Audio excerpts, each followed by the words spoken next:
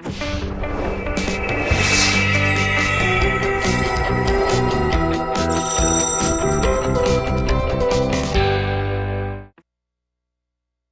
paz do Senhor, queridos irmãos e irmãs que nos acompanham de perto e de longe. Eu espero que todos estejam maravilhosamente bem. Meu nome é Pastor Mateus. Meu nome não é Pastor Mateus, meu nome é Mateus, né? Mas eu sou o Pastor Mateus e esse é mais um FamaCast Rede Farol. Nós estamos muito felizes de te ver por aqui. Como sempre, nesse programa aqui a gente fala a respeito da nossa Betel Dominical quarto trimestre. E desta feita, hoje estaremos falando da lição de número 12, Dorcas, as boas obras que falam por si. Mas antes de apresentar nossos convidados especiais aqui, eu vou dar um tempinho que é para você que ainda não está inscrito, se inscrever. Curtir o vídeo, comentar, mandar para seus amigos, mandar para aquele grupo da igreja, aquele grupo de futebol da igreja lá que vocês só brigam. Manda esse vídeo lá para poder edificar a turma. E se inscreve também no nosso canal, porque você fazendo isso, o YouTube vai entender que esse conteúdo aqui ele é importante, ele é relevante e vai mandar para mais pessoas. Amém? E como sempre, nós estamos aqui sempre com pessoas distintas, né? E hoje nós temos dois convidados aqui muito especiais, conteudistas da Rede Farol, o Lucas Gustavo e o Matheus Emanuel. E eu queria que vocês se apresentassem para a galera, falassem um pouquinho de vocês. Quem ainda não conhece, acho que o Lucas já apareceu muito por aqui e vocês já devem conhecer, aqueles que acompanham há mais tempo, né? Mas agora o Matheus, acho que é a primeira vez, né, Matheus? Segunda, verdade.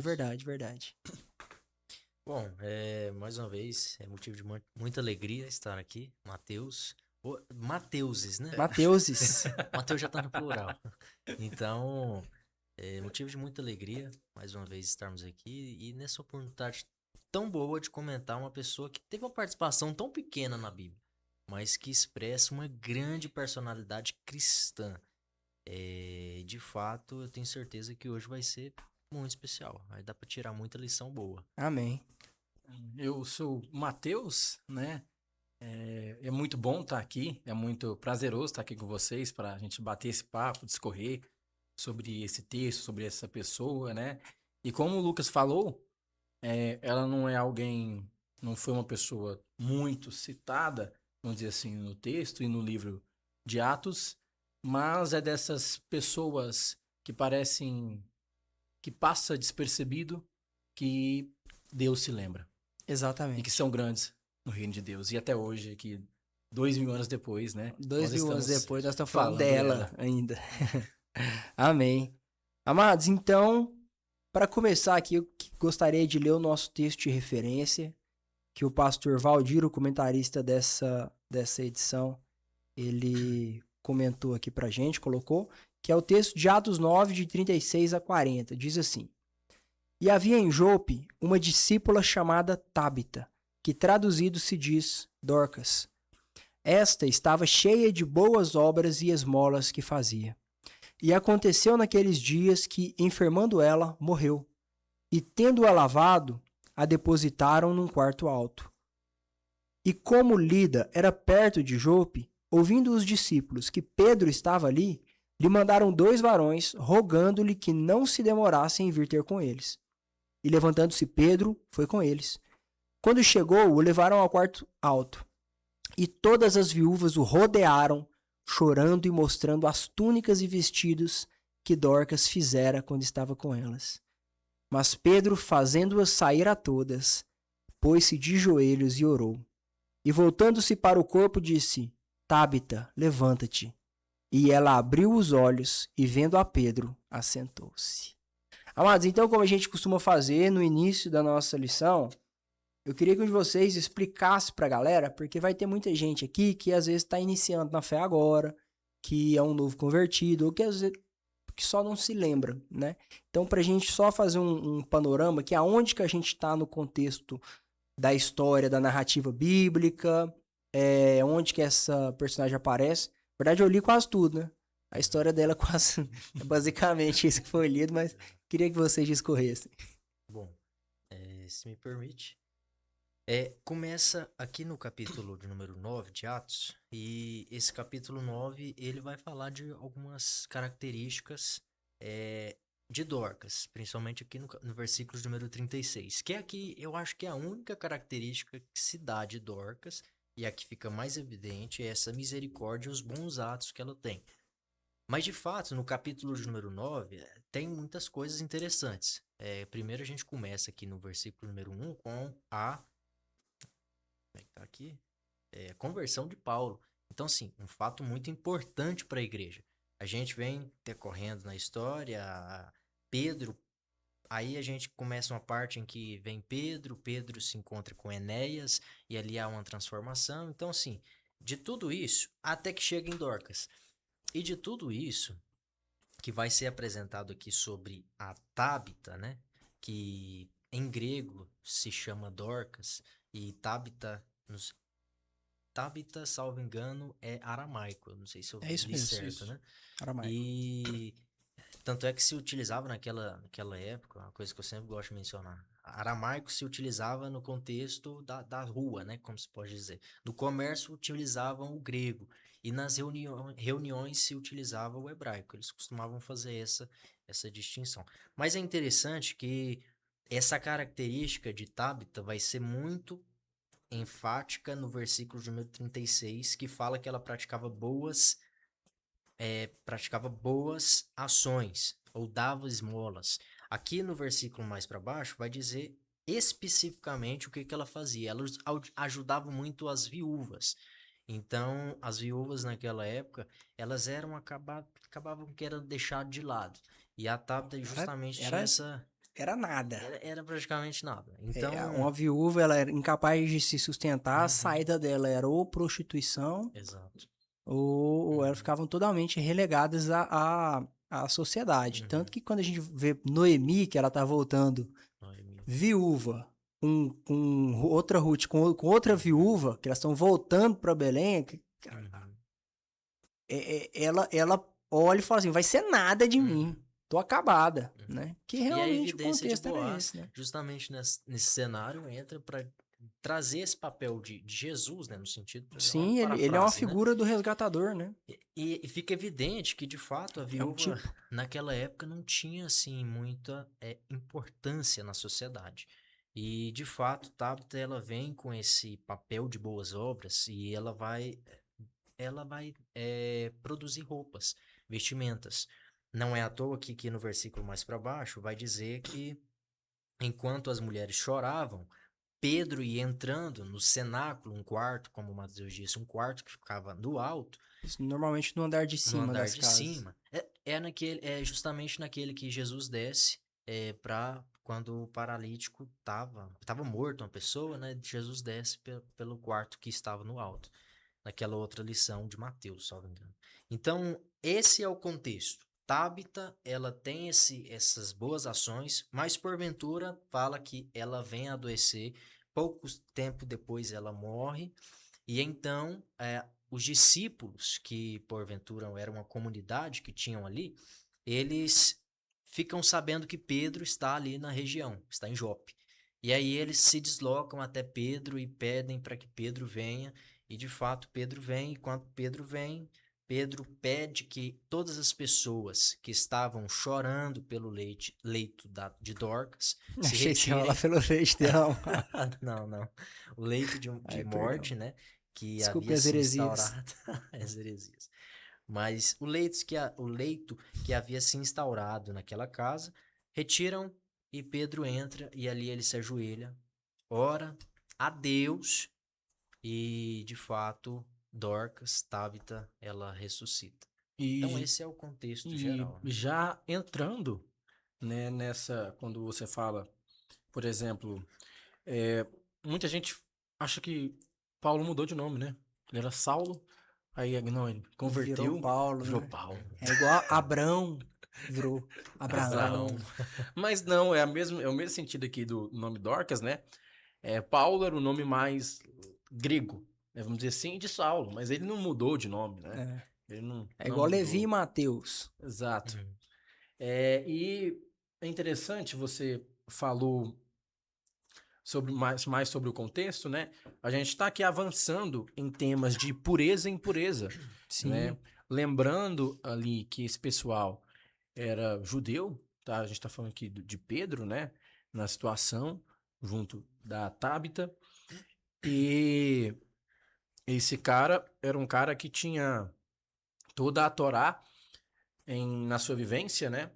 Na sua mente, durante toda a sua vida, conhece Jesus ali, anda com Jesus, é, e agora testemunhava sobre Jesus, sobre esse Jesus ressurreto. Uhum.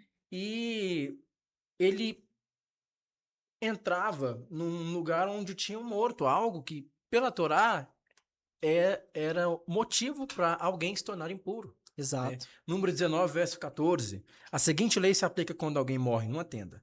Quem entrar nessa tenda e quem estiver dentro dela quando a morte ocorrer, ficarão cerimonialmente impuros por 7 dias. Já era que, então, o contexto também envolve Deus tratando com Pedro essa questão de uma renovação de aliança Com certeza. e uma mudança em como as coisas deviam funcionar depois do evento Cristo. Com certeza.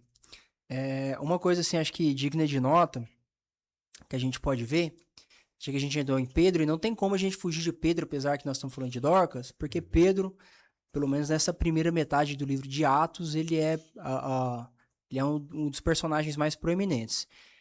O comentarista comentou que Pedro, ele está tão cheio de Cristo, ele está tão transbordando de Cristo, que esses dois milagres que se seguem, né, que é a cura de Enéas e a ressurreição de Dorcas, são basicamente repetições de milagres que Jesus já tinha feito. O que Pedro diz é basicamente, ali para Enéas, o que Jesus diz, aquele paralítico em Cafarnaum que desce pelo teto, né? Que tem aquela controvérsia, Jesus fala, seus pecados são perdoados. Aí os fariseus pensam, mas como assim perdoar pecados? E Jesus, conhecendo os pensamentos, fala, para vocês o que é mais fácil? Dizer os seus pecados são perdoados ou levanta e anda? Então ele vira pro paralítico e fala, levanta-te, toma o teu leito e vai para tua casa. É basicamente o que Pedro fala aqui, levanta-te e arruma o teu leito. Então, Pedro, ele tá tão transbordante de Cristo, ele tá tão cheio de Cristo, que ele começa a se tornar ele começa a reproduzir o mestre, né? Isso é lindo.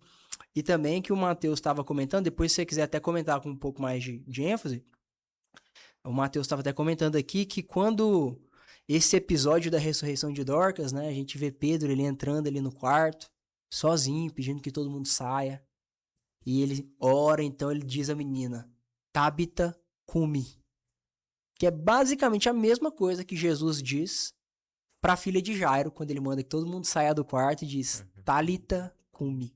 É uma letra que muda no hebraico.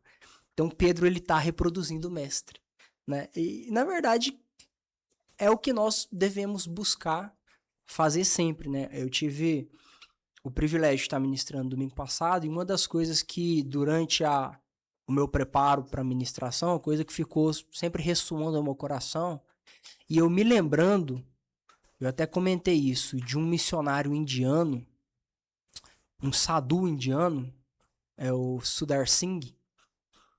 O cara tinha como meta de vida dele se parecer com Cristo. Era o que ele queria para a vida, era a única meta da vida dele. Eu quero me parecer com Cristo. Ele ficou conhecido como um homem que se parecia com Cristo. Ficou internacionalmente conhecido, pregou na Inglaterra, na Europa, na Índia. E aqui a gente vê, né, Pedro, que era um homem tão cheio de si, se a gente voltar para os evangelhos aqui, alguns capítulos e livros atrás, um homem tão cheio de si, tão de ego inflado, a gente percebe isso na característica de Pedro. Agora ele é um cristão, né? Um pequeno Cristo, é alguém que reproduz Cristo. E na verdade o evangelho é isso, né? O chamado do discipulado, ele é esse, é uma negação do eu. Negue-se a si mesmo e venha após mim. Tanto que tem um versículo, né? Estou procurando aqui. Quando aqui, eu acho que era Pedro e João, vou ver se eu encontro. Quando eles estão sendo questionados no Sinédrio, e o pessoal. Aqui achei. Atos 4, verso 13. Observando a coragem de Pedro e de João, E tendo notado que eram homens simples e iletrados, ficaram perplexos. E olha o final desse versículo. E reconheceram que eles haviam convivido com Jesus. Arrupiei. Convivido com Aqui, ó, tava Jesus. até marcadinho na minha Bíblia aqui, ó. Eu acho que essa convivência com Jesus, dos discípulos, eu acho que Jesus, durante, a gente estava conversando aqui antes do podcast começar, e a grande dificuldade dos discípulos foram entender o que Jesus estava dizendo. Porque eu fico pensando aqui na perspectiva de Jesus, no sentido de Jesus pregando para os discípulos. E Jesus dizendo, quando de repente eles soltam aquela pérola, aquela coisa assim que Jesus não disse nada tinha nada a ver com aquilo. E eu Esse acho é Pedro. que essa evidência é Pedro, é João, é eu, é nós. Então, eu acho que a evidência do discípulo que é atento, é aquele que de fato ouve as palavras de Jesus com atenção, eu acho que isso é o que marca. E Pedro, depois da transformação. Pedro só é o Pedro, o apóstolo, quando Jesus vem a morrer. O galo canta depois das 3 vezes que o galo canta, aí Pedro, de fato, ele se torna aquele Pedro que a gente tem tanto, É, acho que orgulho, né? na verdade, parece que a nossa. Parece que o entendimento geral de quem Cristo era, sua missão, ele só vem com a ressurreição. Só. Na verdade, acho que um marco ali é quando aquele soldado romano fura o lado de Jesus e declama, né? Uhum. Verdadeiramente, esse era o Filho de Deus.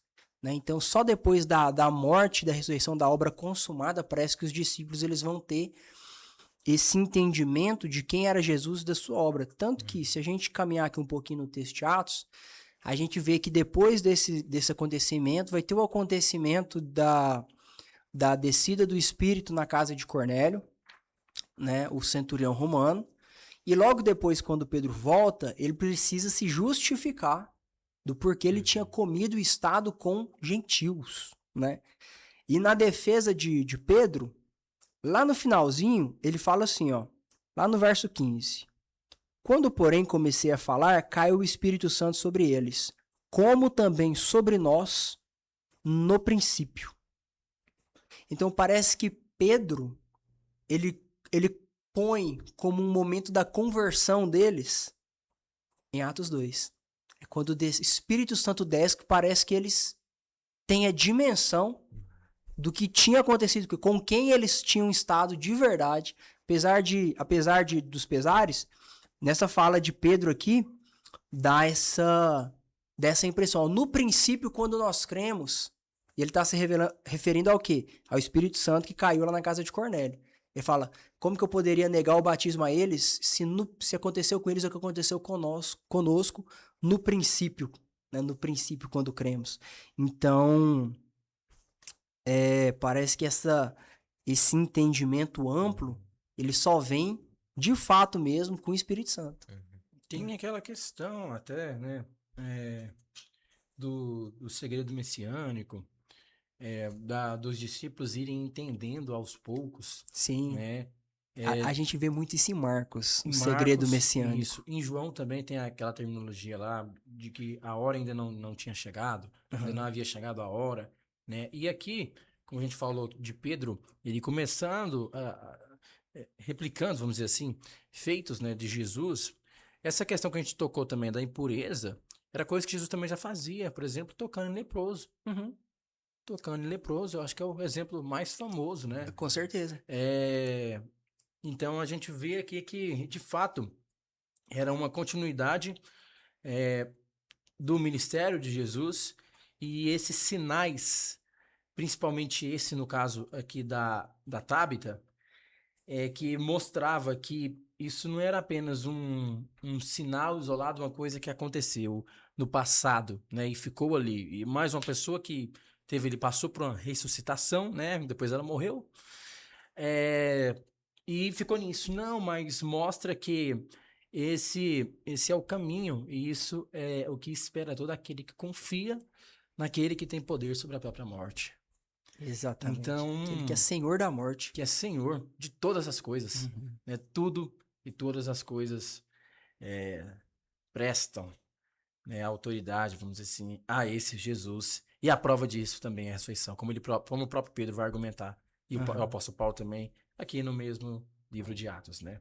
Então Sim. parece que é uma preocupação intencional mesmo de Lucas, né, na obra Lucas Atos, de mostrar essa continuidade dos feitos de alguns discípulos com os de Jesus. Sim. Não, maravilhoso. E a gente vê que essa tal de Dorcas, ela era notável, né? Algumas das versões vai dizer que ela era notável.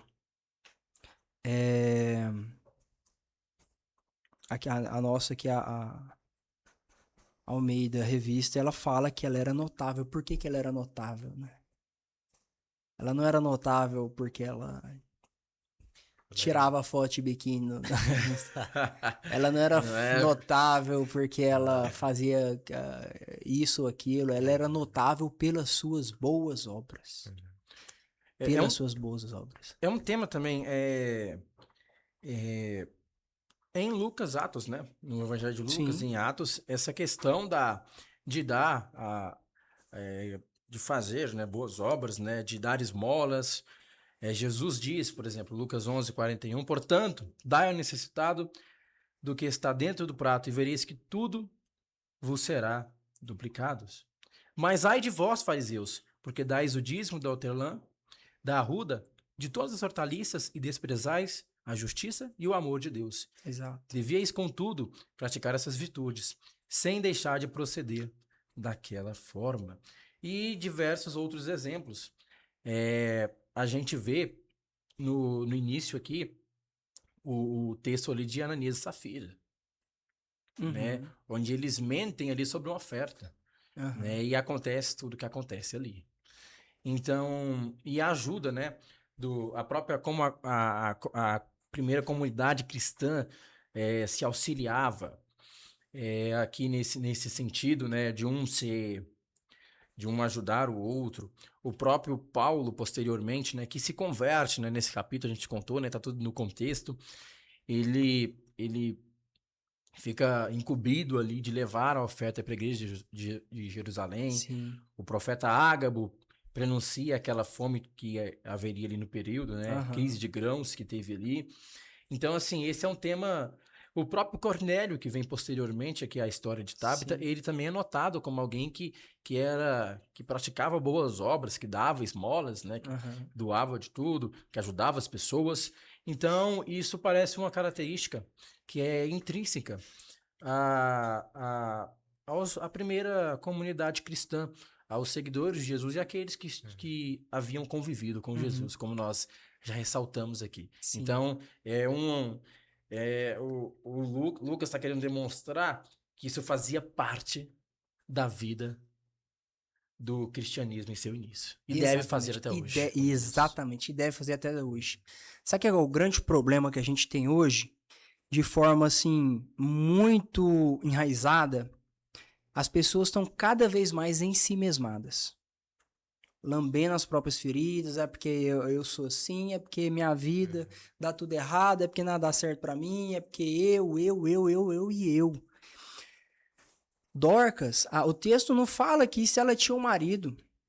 Essa mulher, ela não tinha tempo para ser ensimesmada. Ela transbordava. A palavra que é interessante, a palavra escolhida por Lucas para falar dela é que ela era cheia de boas obras. Como quem transborda, né? Então, E é claro que é mera especulação, mas se eu fosse pensar no que ela seria, eu acho que ela era viúva também. Por ela exatamente. estar andando com as viúvas, né, que era um grupo que vivia meio, né, como é que eu posso dizer, separado, né, até por A conta do margem, né, da preconceito. sociedade. Exato, meio marginalizado, não fazia sentido se ela não fosse viúva, né, ela Aham. tá andando com esse pessoal. Exato. Então, ela era uma mulher que, com certeza, ela tinha as lutas dela também. Só que ela não tinha tempo para ser ensimesmada. Eu me lembro da última ceia. Jesus, a palavra, o texto de João fala que Jesus, o espírito de Jesus se conturbou dentro de si.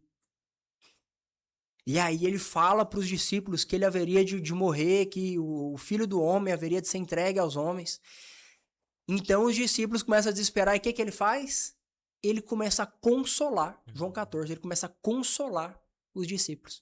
Jesus, que estava com o espírito conturbado, ele não fica ali cheio de autocomiseração, de ai de mim mesmo. Não, ele não tinha tempo de lamber as próprias feridas. Ele foi cuidar, foi consolar os discípulos. Eu costumo dizer que a igreja é um monte de gente ferida, cuidando das chagas uns dos outros. É isso que tem que ser a igreja. A Tabita, a gente vê que ela era uma menina que transbordava. Uma menina assim, porque o texto fala que ela era uma jovem, né? Uma discípula. O texto fala que, pois é, esse negócio de discípulo é importante. Na verdade, não fala jovem, né? Fala de discípula. Fala discípulo. É interessante que Lucas usa pouco esse termo. Às vezes ele usa santos, ele usa até nazarenos. Mas o termo discípulo ou discípula, né? Ele usa pouco. Então ele reserva isso para Tabita. Olha, que interessante. E sabe o que me chamou a atenção também? Eu estava pesquisando alguns exemplos, e comentando a respeito de Dorcas. Chesterton, ele vai dizer o seguinte: olhe para as imagens e representações de Buda, Siddhartha Gautama. É sempre na posição de lótus, olhos fechados, sempre se fechando para o mundo e entrando cada vez mais em si mesmo, né? Ele está sempre em uma busca interior. Agora, olhe para as representações de Cristo na cruz. Sempre olhos arregalados, olhando para cima, o corpo, os braços abertos numa cruz. O corpo cheio de chagas, cheio de feridas, sangrando. Sangrando por quem? Pelos pecados de todos. Pelos pecados do mundo. Então, o cristianismo bíblico é um cristianismo que nos joga para fora de nós. É uma forma de viver que nos joga para fora de nós. Nós não temos tempo para sermos ensimesmados. Jesus vai dizer que aquele que crer em mim, do seu interior, fluirão rios de água viva. Então a gente tem que fluir. O rio não pode represar. E eu acho que Tabita, ele tem que correr. Tabita justamente ele é esse, e tudo isso que você está falando. Exato. Sem o em si mesmado. E olha só tanto que é interessante que Tabita, a gente não sabe porque era assim perto. Pedro, por exemplo, conviveu com Jesus. A gente não sabe se Tabita conviveu. Mas Pedro, naquele episódio em que os discípulos chegam para Jesus e perguntam: quem que vai sentar na sua direita e quem que vai sentar na sua esquerda? Que sentimento é esse? É um sentimento de prepotência, do sentido de querer ser melhor do que os outros, de querer estar à frente dos outros. Então, assim, de tudo isso, olha só, a pessoa que talvez não esteve com Jesus entendeu uma coisa que aqueles que estiveram não entenderam. Então, eu acho que isso é a postulação de uma fé que nos deixa muitas lições. E eu quero trazer só um texto aqui, diante de tudo. O que o Matheus falou é perfeito. O que Dorcas representa é justamente isso. A intenção de uma fé, a fé intencional. E, de fato, Efésios 2:8 diz o seguinte, muito conhecido por todos nós. Efésios 2:8-10. Porque pela graça sois salvos por meio da fé, não vem das obras, mas para que ninguém se glorie, porque somos feitura sua, criados em Cristo Jesus, para suas boas obras, as quais Deus preparou de antemão para que andássemos nela. Efésios 2 mata a charada. Porque aqui nós estamos falando, e o Mateus ele até deu ênfase nisso, ele mostrou como o Lucas faz questão de dar ênfase na questão das boas obras. Por quê? Aí Paulo chega e arremata tudo em Efésios 2. Né? Eu gosto de falar que Efésios é uma carta que durante muito tempo até se discutiu se a autoria era de Paulo mesmo, porque é diferente das outras cartas, né? É uma carta que, na verdade, que ela foi escrita para circular. Então, eu gosto de falar que se você pegar o evangelho, espremer, deixar só a popa, você tem Efésios, né? E ele vai arrematar por quê? O trabalho já foi feito. Essa é a diferença do cristianismo bíblico para todas as outras religiões. O trabalho já foi feito. O trabalho com T maiúsculo já foi feito. Mas nós ainda temos trabalho a fazer. Que é o trabalho com T minúsculo. Né? Você vê que, por exemplo, as obras, elas não nos dão salvação. A salvação é pela graça, é imerecido. Mas uma vez salvo, de forma graciosa, o que Cristo faz? Ele nos devolve para as boas obras. Para quê? Para que brilhe a sua luz, a luz das suas boas obras nos homens. E para que eles glorifiquem ao vosso Pai que está nos céus. Eu costumo chamar isso, Mateus, de evidência da fé. Porque, de fato, as obras são evidência. Não tem como uma maçanheira não dar frutos se ela for uma mangueira. Ela só dá maçã se ela for uma maçã. E de fato, na cristandade é a mesma coisa. Você só tem a evidência da fé, misericórdia, bons atos. E inclusive, conversando sobre a lição de Cornélios, a gente comentou sobre isso, né? Que é justamente aquele como é que é aquela teologia que vocês falaram que está entrando muito na igreja? Aquele Estoicismo. o estoicismo é Estoicismo, aquele antigo, sentimento de eu pratico, as virtudes, as né? virtudes e isso é suficiente. Não, isso não é suficiente. É igual também na questão das obras. Somente as obras não são suficientes, porque as obras são a evidência do que tem no seu coração. Os reformados da Escócia, eles chamavam isso de o cerne da teologia moderna. O que é esse cerne da teologia moderna? É como relacionar a salvação pela graça no Senhor Jesus Cristo com as boas obras do cristão. Não tem como o ramo enxertado não produzir. Se o ramo for enxertado, ele precisa produzir frutos, né? E isso é até uma questão interessante, porque nós somos de uma tradição pentecostal. E aqui na tradição pentecostal a gente tem o hábito de fazer apelo, né? Aquela pregação mais evangelística, a gente sempre faz o apelo e as pessoas vêm à frente e tal. E a gente começa a considerá-los, e aí entra todo o processo de discipulado. Essa pessoa vai ser acompanhada, vai ser tratada. E discipulado tem essas duas faces, né? Tanto é o seguir a Cristo, quanto o ensinar pessoas a seguir a Cristo. Então a gente vai discipular essas pessoas. Se você for para os puritanos, por exemplo, se alguém chegasse e falasse assim, eu aceito Jesus, agora eu sou um cristão, eles falariam, vamos esperar um pouquinho. Vamos ver se manifestam frutos de arrependimento. Se manifestarem, sim, então você é um cristão. Mas se não se manifestarem... Tanto que Jesus, no próprio Evangelho de Lucas, a gente vai ver ele no diálogo ali com os mestres da lei, Jesus acusando esse pessoal, que eram pessoas que eles viviam desde cedo ali na tradição da lei, né, ali em ambientes de santuário, mas Jesus acusava eles de não cuidarem das viúvas, né? Deixa eu pegar a expressão que Jesus utiliza,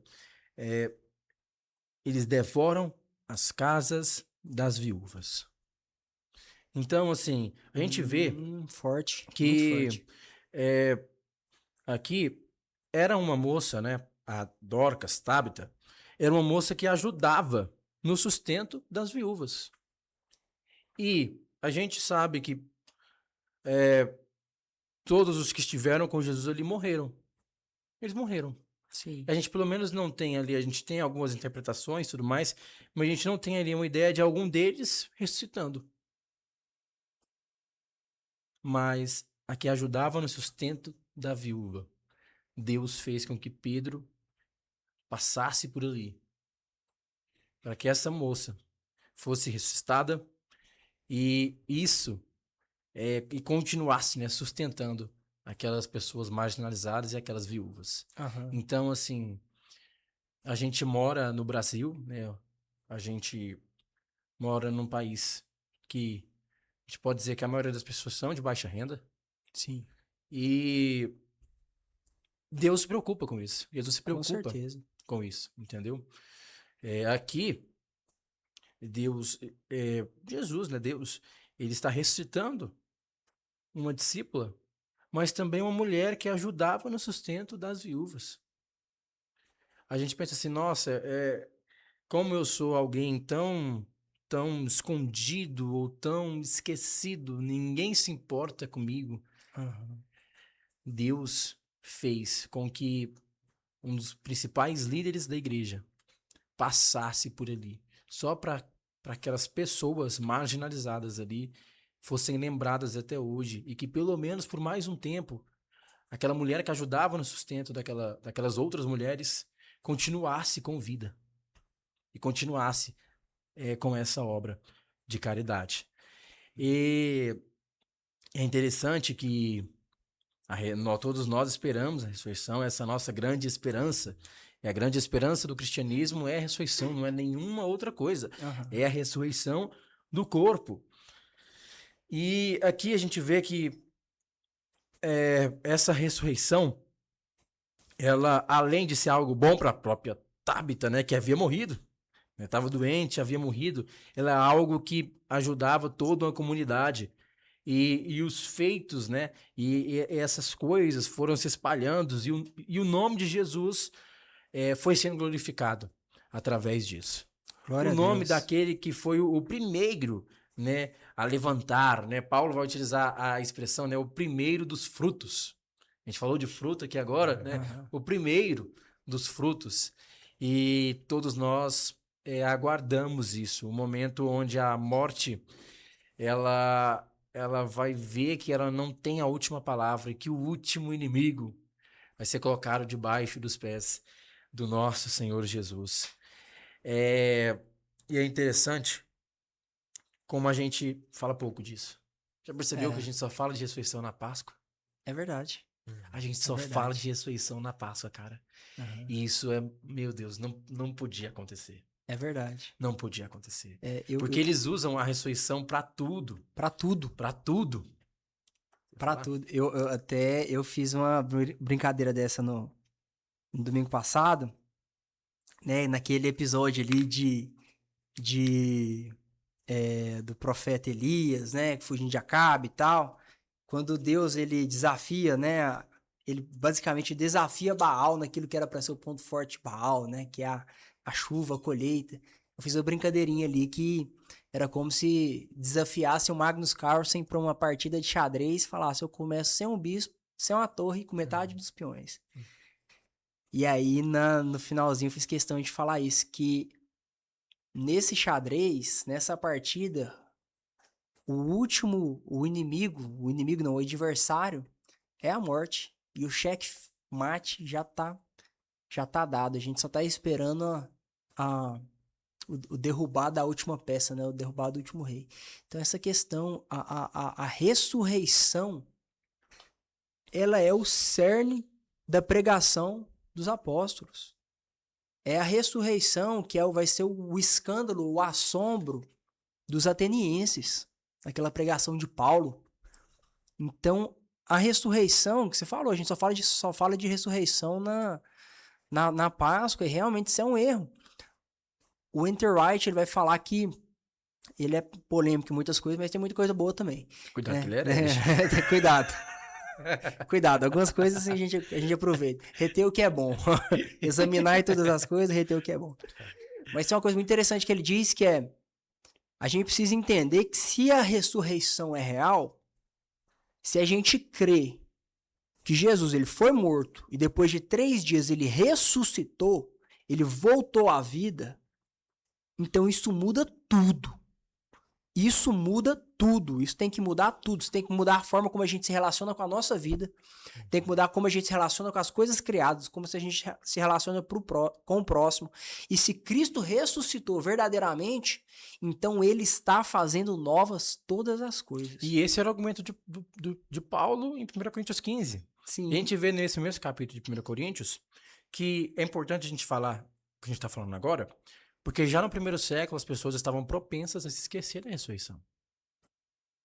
Ele fala ali, se não uma ressurreição, então nós somos os mais inúteis de todos os homens. Se a nossa esperança é apenas para as coisas dessa vida, nós somos os mais miseráveis. Os mais miseráveis, né, algumas versões. E tem várias, gente, tem muita citação em Atos nas pregações, depois vocês leiam, né, todo o livro de Atos, vocês vão ver, não dá pra gente citar todos, mas eu queria citar só uma, Ó, que ela é gente, marcante. vou fazer aqui um...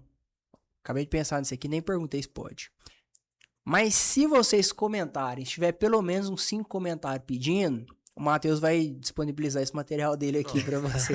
Aí vai mandar um por um no zap. Vai, beleza. Só os comentários. Mas olha só, Atos capítulo 25, ali Paulo está diante de um representante romano, já diversas confusões que havia rolado ali na sinagoga.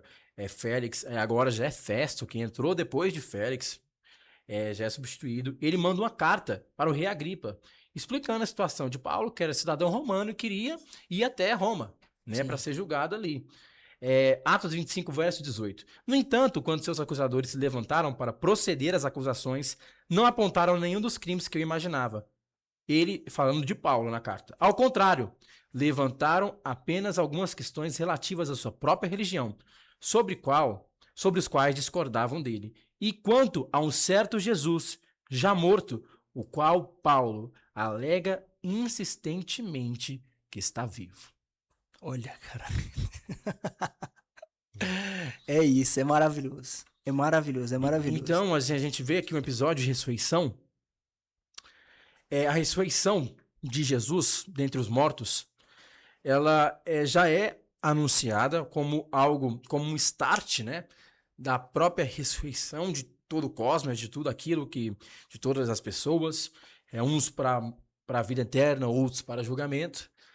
E Atos coloca isso como um fundamento extremamente importante e o fundamento da nossa fé. Sim. E a gente tem um milagre, né, como o de Tábita, nesse livro, só ressalta a importância disso.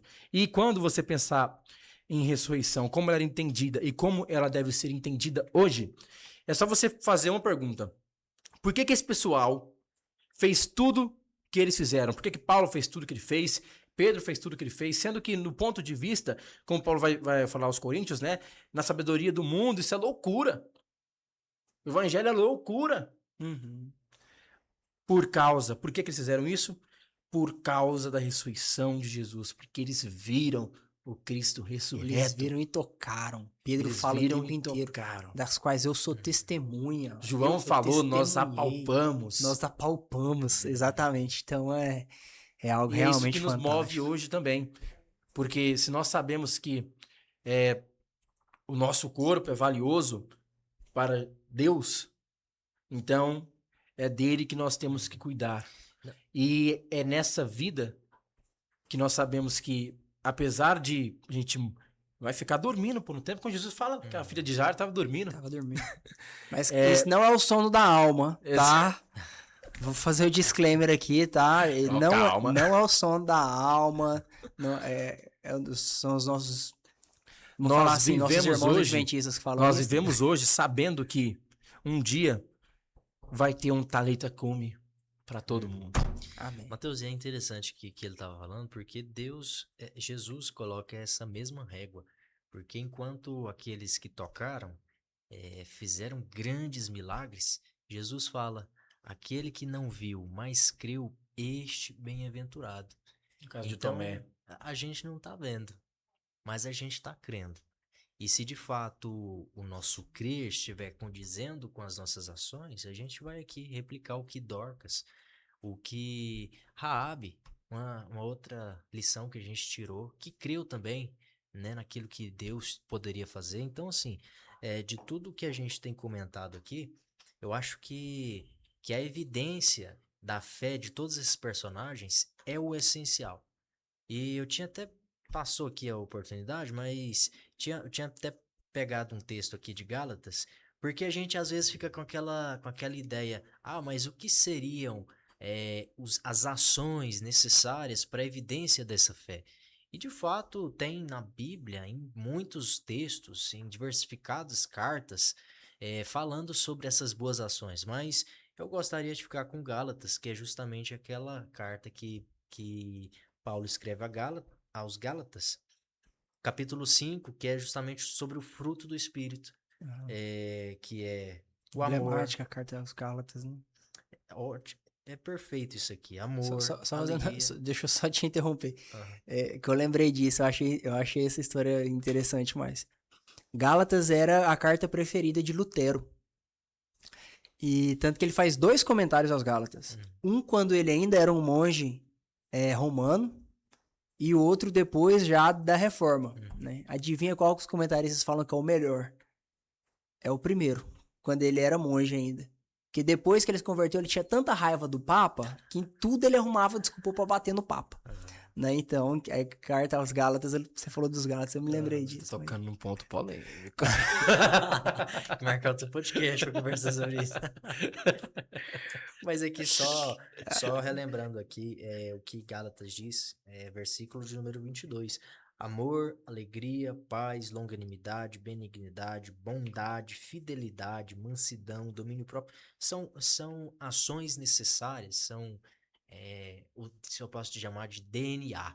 O DNA necessário para a evidência da fé. É claro que a gente fala aqui de ações do interior individual, mas é claro que se isso tiver individualizado dentro do seu coração, todas as outras obras, seja de misericórdia, seja de fazer um caldo e levar para os menos os que têm necessidade, carecem de necessidade, seja de você fazer um tecido, levar um pão para alguém comer, tudo isso é a evidência de um coração transformado, justamente o que a gente está falando. Que todos os discípulos passaram e foi necessário. A gente estava conversando aqui antes do podcast começar. Se Pedro tivesse encontrado com, por exemplo, Cornélios, antes da de fato conversão dele, conversão no sentido de ele ter Antes da escola do mudança, Messias. que Pedro falaria para Cornélios? O que Pedro falaria para Raabe? O que Pedro falaria para esse tanto de personagem que a gente encontra que teve fé? Então, E acho importante, já caminhando para a nossa conclusão, a gente frisar, quando nós falamos aqui de boas obras, nós falamos aqui de cuidado com os mais necessitados, aqueles que estão em situação de vulnerabilidade social, a gente não está falando de missão integral. Não é isso. Tá? Não é isso. Mas, de fato, parece ser distintivo do cristão um cuidado com os mais necessitados.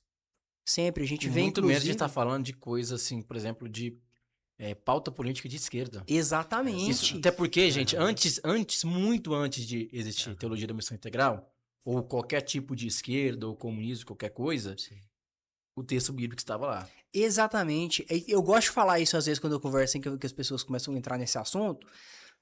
Pautas sociais não são pautas da esquerda, são pautas do cristão. O cristão tem que se engajar, né? Só que o que acontece?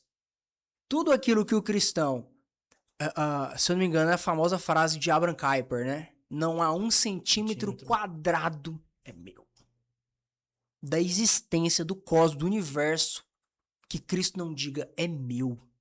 Então tudo que toca a vida pertence a ele. Todas as vezes que o cristão marginaliza algum segmento desse, vem um ídolo, né? Vem uma outra cosmovisão que não a cristã e tenta transformar aquilo ali como identitário dela. Então, causas sociais não são identitárias, por exemplo, aqui da esquerda, por exemplo, né? Que é uma das grandes bandeiras. Causas sociais têm que ser identitárias do cristianismo. Nós somos chamados para cuidar dos órfãos e das viúvas, né? E desde o princípio foi assim. A gente estava falando, eu me lembrei de Isaías 58, quando Deus vai rejeitar o jejum, né, do povo. Vai falar, vocês jejum para mim, mas vocês forçam a trabalhos aqueles que são seus subalternos e tal e tal. E aí quando vai chegando lá embaixo, ele fala assim, ó. Verso 10. Se abrires a tua alma ao faminto e fartares a alma aflita, então a tua luz nascerá nas trevas e a tua escuridão será como meio-dia. O Senhor te guiará continuamente e fartará a tua alma até em lugares áridos. Fortificará os teus ossos, será como um jardim regado e como um manancial cujas águas jamais faltam. Teus filhos edificarão as ruínas antigas. Levantarás os fundamentos de muitas gerações e serás chamado reparador de brechas e restaurador de veredas, para que o país se torne habitável. Então, às vezes a gente pensa assim, Mateus, mas a gente está falando só de pautas sociais? Não. Nós estamos falando de um cristianismo que não é ensimesmado, de um cristianismo que derrama no próximo. Eu gosto de falar, sempre que eu tenho oportunidade eu falo isso. Salvação, ela é individual, mas ela tem caráter comunitário. Sua salvação tem que desaguar em quem está do seu lado. Quando eu falo assim, Mateus, mas eu não tenho, às vezes, uma pegada para mexer com coisa social. Olha o que Deus está falando aqui, ó. Se abrires a tua alma ao faminto e fartares a alma aflita. Às vezes só precisa, se o irmão tá sentando do seu lado todos os dias, ele só precisa que você vire para ele do lado e fale assim, meu irmão, eu estou orando por você. Como que você tá? Eu lembro de você todos os dias. Eu oro por você. Eu acho que o texto mais, assim, que eu vejo, assim, da parte de Deus, né, por meio de algum profeta, é em Amós. Mais pesado. Pesado. Amós, capítulo 5, verso 21, olha o que Deus fala, né, por meio do profeta. Diz o Senhor, eu desprezo as vossas festas e não aguento as vossas celebrações. Quando me ofereceis holocaustos, não me agradam as vossas oferendas. Não quero ver vossos gordos sacrifícios de salvação. Ficai longe de mim com os berreiros de vossas canções. O som de vossas harpas eu não quero ouvir, mas que o direito corra como a água e a justiça como um córrego perene. Olha só. Falou. Hablou. Tá falado. É isso mesmo. E é isso mesmo. Amados, então, queria só finalizar aqui com a conclusão da revista, né, do pastor Valdir. Dorcas, ela é um exemplo de discipulado prático, demonstrado no amor e no cuidado pelos necessitados. A sua história nos inspira a sermos perseverantes em atos de bondade e no serviço cristão, movidos por amor a Deus. Então não é obras para salvação, é obras em gratidão, por amor. Gratidão pela salvação em Cristo e compromisso com o testemunho cristão. Tudo isso visando o quê? A autopromoção? Não, visando a glória de Deus, como revelado nas Escrituras. E se você nos acompanhou até aqui, meu muito obrigado, né? Todos vocês que nos assistem, saibam que vocês estão em nossas orações. Nós pedimos a Deus para que realmente esse podcast possa ser uma ferramenta de edificação na vida de muitas pessoas. Porque, amados, vou até desabafar um pouquinho aqui. Isso aqui não é simples, não, dá trabalho. Vocês não estão vendo, mas tem muita gente envolvida. Aqui, ó. Isso aqui, para a gente gravar 40 minutos aqui, a preparação começa 5, 6 horas antes. Então, às vezes a gente até se pergunta, mas que coisa, né? Então, o pensamento que me consola é o seguinte, se uma pessoa ouvisse aqui e foi edificada, uma única pessoa já valeu a pena. Tudo. Então, por isso também, eu não canso de pedir aqui também que vocês nos ajudem a espalhar essa mensagem, porque a mensagem não é nossa. O semeador, ele semeia uma semente que não é dele. A gente só semeia. Então, se isso aqui falou com você, se você se sentiu edificado em Cristo Jesus, compartilha, gente. Compartilha com seus amigos, com quem você crê que possa também estar edificando. Nós ficamos por aqui, mas na semana que vem a gente volta com a última lição do nosso quadrimestre, né? A lição de número 13. E nós nos veremos lá, tá? Mas antes de sair, antes de falar tchau, se inscreve, ativa o sininho, comenta, compartilha e nos vemos na próxima. Deus abençoe todos vocês e até lá.